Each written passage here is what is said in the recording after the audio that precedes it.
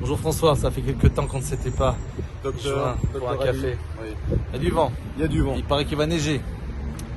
Bon, enfin bref, on voulait parler de l'intelligence artificielle.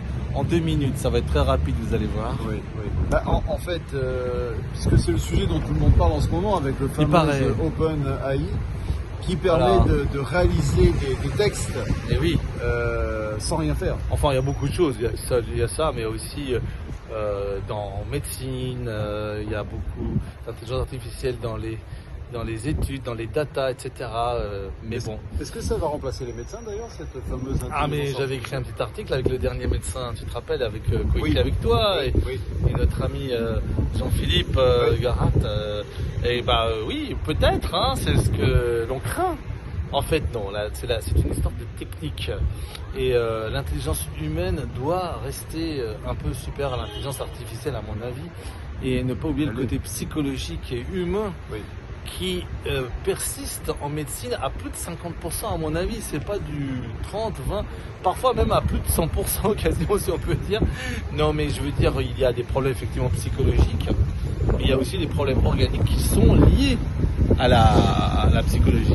On le voit tous les jours aux urgences. C'est primordial et c'est pour ça que l'intelligence artificielle est bien, mais C'est qu'elle une ne aide. remplacera jamais l'intelligence humaine et je dirais la relation qu'il peut y avoir entre un médecin et un patient, la relation qu'il peut y avoir avec un client, parce qu'il y a l'humain qui est là. Alors on va lancer le C'est débat. l'humain qui On fait va la lancer le débat différence. parce que tu sais, François, il y en a beaucoup qui disent que si.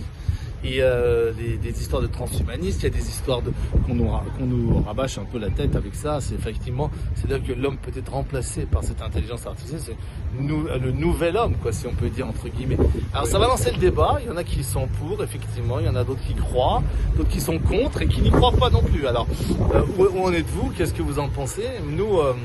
On pense que l'intelligence humaine doit persister parce que le côté humain, le côté uniquement d'humour même. Est-ce que ça existe en intelligence artificielle? Est-ce que vous voulez perdre votre humour? Est-ce que vous voulez rigoler un petit peu avec quelqu'un qui est devant vous ou pas?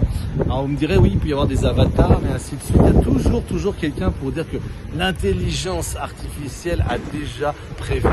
Bah écoutez, moi je le pense pas. Il y aura toujours des imprévus et il faut qu'il y ait des imprévus et des erreurs, à mon avis, dans la vie pour qu'on y mette un peu de poivre et de sel. Et puis n'oublions pas quand même que l'intelligence artificielle est créée par l'intelligence humaine. Et l'intelligence humaine est créée par qui? Ah ben ça, écoutez, c'est le grand secret. Voilà, si vous avez la réponse. c'est une évolution de la nature, on verra.